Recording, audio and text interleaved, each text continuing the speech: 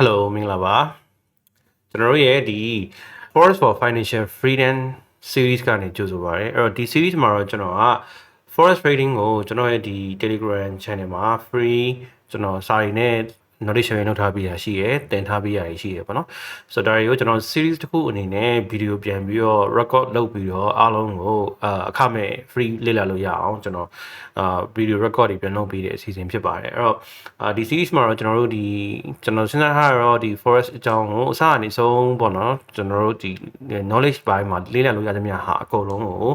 ကျွန်တော်တောက်လျှောက်သွားမယ်လို့ကျွန်တော်စဉ်းစားထားရပါတော့ okay အဲ့တော့ဒါကတော့ first episode ဖြစ်ပါတယ် Forex ကနေစပါမယ်အဲ့တော့ကျွန်တော်တို့အရင်ဆုံးbroker introductory as လေးကြည့်ပြပါပြီးရင်ကျွန်တော်ဆက်သွားရအောင်မြန်မာနိုင်ငံပြင်ပမှာ Forex crypto trade ချင်တဲ့ trader တွေအတွက်အကောင်းဆုံး broker ကတော့ Exness ဖြစ်ပါတယ်$25ကနေပြီးတော့ account ဆောင်ဖွင့်လို့ရတယ် spread ကတည်ငြိမ်မှုရှိရယ် raw spread account လို့ spread အရင်နဲ့ account မျိုးစားရရှိရယ် customer service လည်းကောင်းတယ်အကောင်းဆုံးကငွေသွင်းငွေထုတ်မိနစ်ပိုင်းတွင်လုပ်လို့ရတဲ့ instant payout စနစ်ဖြစ်ပါတယ်။ဒါမှမဟုတ် Exness account ကိုကျွန်တော်လင်ကဖွင့်ထားတဲ့မိတ်ဆွေများအတွက် BNB education channel ကိုအခမဲ့ဝင်ရောက်ခွင့်နဲ့ပေးထားပါသေးတယ်။ဒါကြောင့်အခုပဲ description ထဲက link ကိုနှိပ်ပြီး Exness မှာ account ဖွင့်လိုက်ပါ။ Okay အဲ့တော့ကျွန်တော်တို့ Forex ဆိုတာပါလိုက်ပေါ့ Forex ဆိုတာကကျွန်တော်တို့ကအတူကောက်ဖြစ်ပါတယ် Foreign Exchange Market ရဲ့အတူကောက်ပါရှေ့က Foreign မှာနောက်က EX က Exchange မှာအဲ့တော့ပြောလို့ရှိရင်နိုင်ငံတကာမှာရှိတဲ့ငွေကြေးလဲလှယ်ရဲ့market ကြီးเนาะဆိုတော့ဒါကိုကျွန်တော်တို့ Forex market လို့ခေါ်တယ်ဆိုတော့ကျွန်တော်တို့ဒါကကျွန်တော်တို့ပုံမှန်တွားနေကြလုပ်နေကြဟာမျိုးပေါ့နော်ကျွန်တော်မြန်မာနိုင်ငံကနေပြီးတော့လူတစ်ယောက်ကထိုင်းကိုတွားမယ်ဆိုလို့ရှိရင်မြန်မာကနေပြီးတော့လေရင်ကနေတက်သွားတယ်ထိုင်းဘက်ကလေဆိပ်ကိုရောက်ပြီပေါ့ရောက်ပြီဆိုလို့ရှိရင်ကျွန်တော်တို့က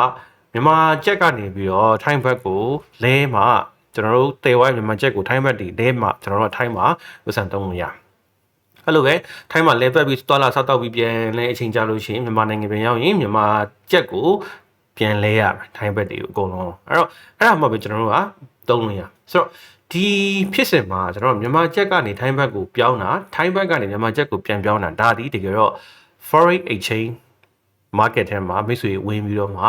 အလဲလွတ်လိုက်တာပဲပေါ့ဆိုတော့မိတ်ဆွေကဒီ foreign exchange market ထဲမှာဝင်ပြီးတော့ participate လုပ်လိုက်တာဖြစ်တယ်မြန်မာချက်ကနေထိုင်းဘက်ကိုပြောင်းတယ်ထိုင်းဘက်ကနေမြန်မာချက်ကိုပြောင်းတယ်ဒီအချိန်မှာမိတ်ဆွေဒီခုနငွေကြေးလဲလှယ်တဲ့အလုပ်ကိုလုပ်လိုက်တာဖြစ်တယ်ဆိုတော့ဒါကတကယ်ကို simple ဖြစ်တဲ့ကျွန်တော်တို့ဒီပုံစံပေါ့အဲ့တော့တကယ် market ကကြတော့ကျွန်တော်ဒီတကယ် market ကြီးကကြတော့ဒီလိုမျိုး travel နဲ့ tourism နဲ့ business အတွက်ကြီးပဲမဟုတ်နေပဲနဲ့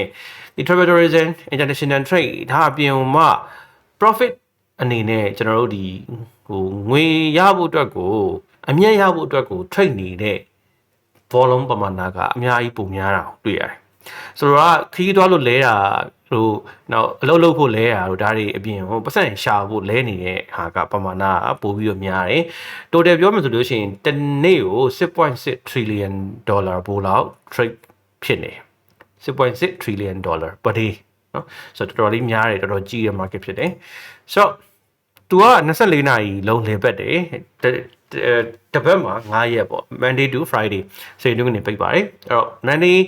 စပြီးတော့မှကျွန်တော်တို့ New Zealand စပြီးဖွင့်တဲ့အချိန်ကနေစပြီးတော့ New Zealand ဖွင့်တယ် Sydney ဖွင့်လာတယ် Singapore ဖွင့်တယ် Hong Kong ဖွင့်လာတယ်နောက် Tokyo ဖွင့်တယ်နောက်ပြီး Frankfurt ဖွင့်တယ် London New York ဒီလိုသွားတာပေါ့နော်ဆိုတော့ကျွန်တော်တို့ပုံမှန်အပြင်ထွေးကြတာတော့ဒီအနီအောင်ပြထားတဲ့ဒီ Tokyo ရဲ့ London New York တွေဒီ၃ခုပဲကျွန်တော်တို့ကြည့်လေးရှိတယ်အများစုက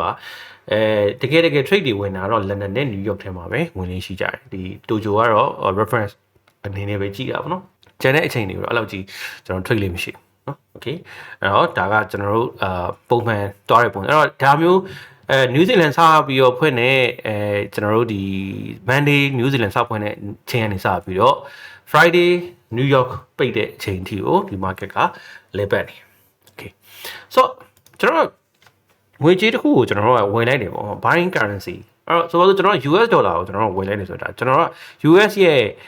စီးပွားရေးတွေမှာဝင်ပြီးတော့ share ဝယ်တို့ share ဝယ်နဲ့တူတယ်ဆိုတော့ကျွန်တော် US dollar ကိုတက်မယ်လို့ကျွန်တော်ကယူဆလို့ထင်လို့ US dollar ကောင်းလာမယ် US ရဲ့စီးပွားရေးကကောင်းလာမယ်ကျွန်တော်ထင်လို့ US dollar ကိုဝယ်ရတယ်တက်မယ်ဆိုရဲစိတ်နဲ့ဝယ်တာပေါ့နော်ဆိုတော့ဒါကကျွန်တော်ကဒီ currency တစ်ခုကိုကျွန်တော်တို့ဝယ်ခြင်းအပြင် currency ရဲ့ဒီမွေး နိုင်ငံပေါ့နော်နိုင်ငံကိုကျွန်တော်တို့ကeconomy ကိုတွားပြီးတော့မှကျွန်တော်တို့ share ဝယ်တယ်လို့ပဲကျွန်တော်တို့ဟိုအထိပ္ပယ်တွေးလို့ရနော်ဆိုတော့ဒါကျွန်တော်တို့သူ့ရဲ့ process ပေါ့နော်အဲ့တော့ကျွန်တော်တို့ဂျပန်ယန်ကိုကျွန်တော်တို့ကဝယ်တယ်ဘာလို့ဂျပန်ယန်ကိုဝယ်လဲဂျပန်ယန်ကတက်သွားမယ်လို့ကျွန်တော်တို့ထင်လို့ကျွန်တော်တို့ဝယ်အဲ့တော့ပြီးရင်တက်ကြရင် profit နဲ့ရောင်းလိုက်တယ်ဆိုတော့သူနဲ့ပြောင်းပြန်ကျွန်တော်ရောင်းမယ်ဆိုလို့ပဲဂျပန်ယန်ကျသွားမယ်လို့ထင်တယ်ဂျပန်ယန်နဲ့မိတ်ဖက်currency pair ပြီးရင်ကျွန်တော်ပြပြပါမယ်နော်ဆိုတော့အဲ့ pair ကတက်မယ်လို့ထင်တယ်အဲ့တော့ကျွန်တော်ကအဲ့ currency ကိုကျွန်တော်က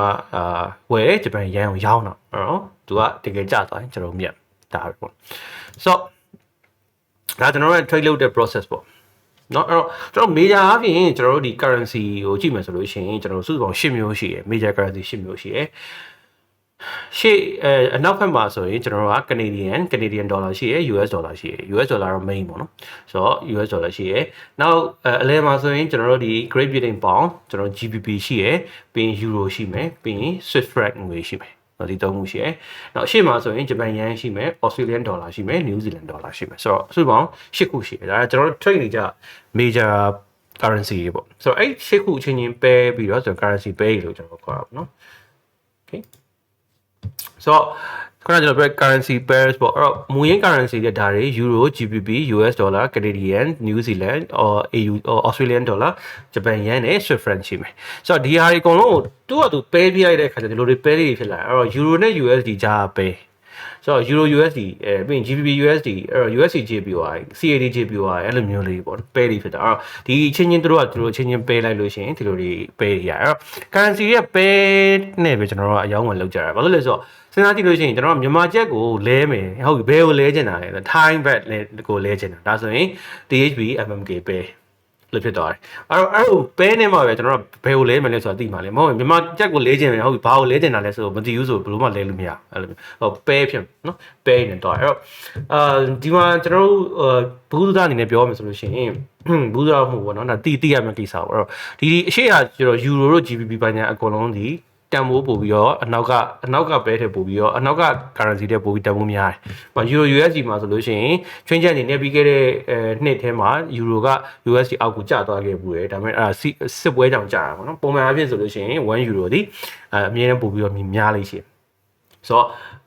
euro ရှိမယ်တော့ GBP USD ဆို GBP ကပိုများတယ် USD JPY ဆို USD ကပိုများတယ်အဲ့တော့တန်ဖိုးပိုများတဲ့ကောင်ကအရှိမှရှိလေရှိတယ်နော်။ Okay ဟုတ်ပြီတော့ကျွန်တော်သိရမယ့်pair အမျိုးအစား၃မျိုးရှိရပါတော့ major pair တွေရှိရယ် minor ဒါမှမဟုတ် cross pair တွေရှိရယ်နောက် exotic pair တွေရှိရယ် so ကြည့်အောင် major ဆိုပါလေ major ဆိုတော့ကျွန်တော်တို့ဒီလိုမျိုး USD ပါတဲ့ကောင်တွေ USD ပါတဲ့ကောင်တို့ပဲအကြမ်းမြင့်မှတ်လိုက်ပါတော့ so USD ပါတဲ့ Euro USD USD JPY GBP USD USD CHF ဒါမျိုး pair တွေကောင်တော့ကျွန်တော် major pair လို့ခေါ်တယ်တချို့တွေလည်း major ကြီးပဲထွေးကြတဲ့လူတွေရှိတယ်နော်ဆိုတော့ဒါ major pair တွေဖြစ်တယ်နောက်ပြီးတော့ minor နဲ့ cross ပေါ့နော်ဆိုတော့ခုနကကောင်တွေအကုန်လုံးကတ်ပြီးတော့ကျွန်တော်တို့ဒီ